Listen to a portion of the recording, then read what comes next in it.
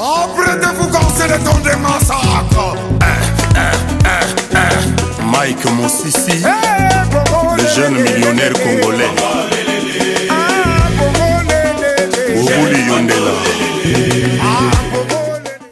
What it do, baby? Welcome back to JoJo's Kitchen. It's time for another culinary trip around the world. You get me?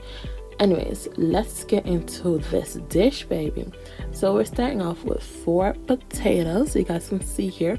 I also got my peeler and my pot all ready to go. So I've peeled my potato. Again, you guys can see it there. I also have a bowl of cold water.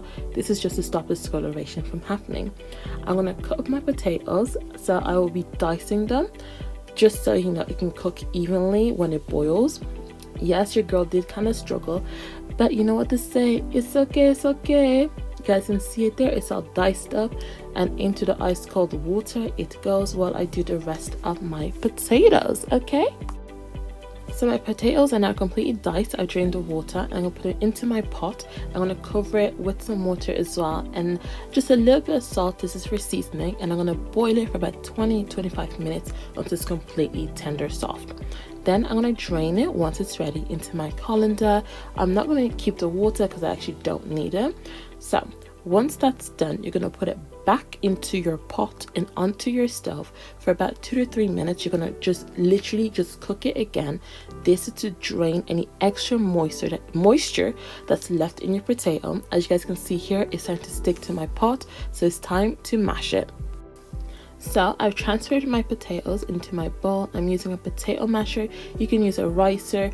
I figured this works a lot better to get any lumps out. And I've also added some melted butter to my mashed potatoes. And what I'm going to do, as you guys see me doing here, is literally just folding it into my mash. I want to make sure that there's no butter left, that's completely mixed into my mashed potatoes.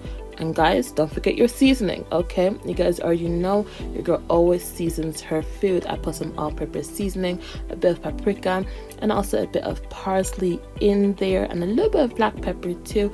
Mix that all in there, fold it all in, okay? Don't forget to clean up as well as you go along.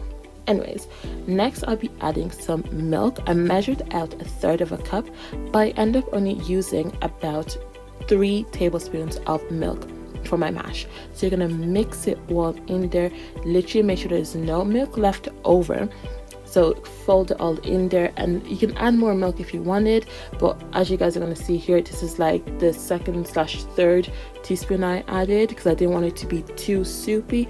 Too much milk makes it too soupy, and too little milk, well, makes it just about right. But anyways, you guys see it here, it's all mixed up, ready to be served.